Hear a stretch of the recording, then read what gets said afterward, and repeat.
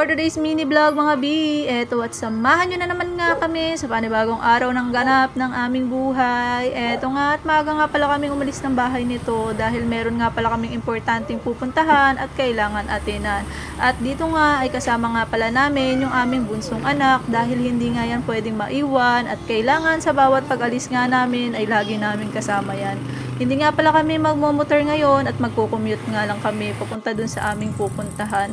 Alam nyo ba mga B, sobrang na-excite at natutuwa kaming dalawa ng aking partner dahil finally after 1 month simula nang nag-apply kami ng housing loan sa Maynaik, Cavite ay eto, isang buwan lang din talaga yung pagitan ay nakatanggap na kagad kami ng message for the ready na kami para sa schedule para sa solar seminar, which is isa rin to sa mga hinahanap nilang requirements or kailangan naming ipasa para doon sa ina-applyan nga naming bahay. Dito nga ay dumaan nga lang din pala muna ako sa may malapit na Uncle John's nga dito sa amin para nga bumili ng tubig para kahit papaano ay may maiinom kami habang nasa biyahe kami. Dito nga nang makarating na nga kami sa may terminal station ay nag-uusap nga kami dito ng aking partner na parang alanganin nga daw yung pagdating nga namin doon sa place kung saan nga kami mag-a-attend nga ng seminar. At ayun, sabi ko nga sa kanya, parang alanganin kami kasi alam ko yung mga oras ng traffic nga dito. Eto nga di nga ako nagkamali dahil mag-aalas 10 nga nung makarating nga kami dito sa may One Ayala, Makati. Kaya naman sabi ko nga sa aking partner, kung magta-transfer pa kami ng sakay ng bus ay lalong hindi na kami aabot at maiipit lang kami sa traffic. Kaya sabi ko nga sa kanya ay mag-train na nga lang kami dito sa may Ayala para kahit papaano ay mapabilis yung aming pagbiyahe. Eto nga at makapagbayad na nga kami ay bumaba na nga kagad kami dito para mag-antay nga ng train na sasakyan nga namin. Halos hindi nga rin nagtagal ay may dumating na rin kagad na train kaya naman medyo napabilis nga yung aming pagbiyahe at eto at nagmamadali kami dito sa oras na ito na pumunta doon sa may pinakaunahan dahil doon nga daw yung sakaya ng mga priority lalo na at may dala nga kaming bata. Eto nga at na makababa na nga kami dito sa may station ay talaga namang medyo napabilis din talaga yung aming pagbiyahe. Kumpara talaga kung nag-bus pa kami ay nako, aabutin kami ng anong oras bago pa makarating dito.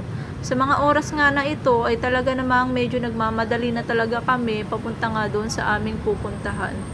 Sa mga oras nga na ito ay ramdam na ramdam ko na talaga na malapit-lapit na talaga kami doon sa aming pupuntahan kung saan nga kami a-attend nga ng seminar.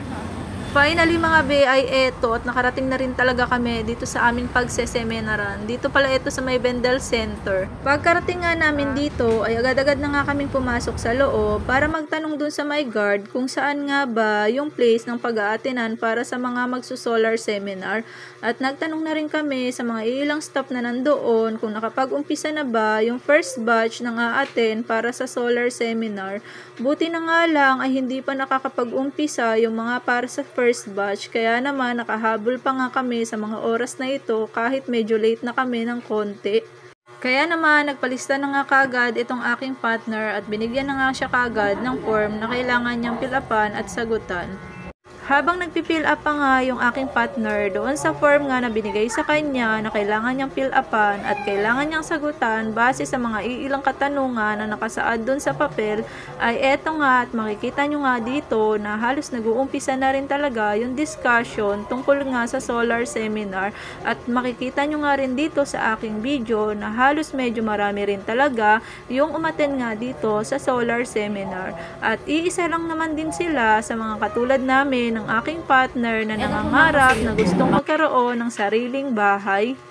Ayun na nga, nang matapos na nga pala yung discussion dito sa solar ay pinatawag pala yung mga buyers na umattend para sa picture taking at pagbigay sa kanila ng certificate para sa pag-attend nila sa solar. At syempre kasama yung aking partner doon dahil siya naman yung nag-apply. At eto lang naman mga guys, may konti lang ako na gusto i-share sa inyo kung sakali na gusto nyo rin mag-avail ng mga ganitong klase ng housing loan katulad ng ginawa namin. Eto lang naman yung mga ino-offer nila ng mga pabahay nga dito. Meron silang Civil Village, Pagsikat, Pagsinag at Pasinaya Home. Ayun na nga, nang ma-confirm na nga namin sa kausap naming staff na okay na yung aming pinaprocess at waiting na lang kami ulit sa panibagong update nila or message nila kung kailan kami ulit may schedule para naman sa pag-sign na ng loan docs mga guys. Ayun lang guys, na matapos na kami dito sa may Bendel Center ay umuwi na rin kagad kami at sumakay ng tren. Pagkatapos noon ay bumaba kami sa may Ayala at naglakad-lakad lang din kami ng konti dito. Hanggang dito na lang guys, hanggang sa susunod na lang ulit na pag-update. Thank you for watching!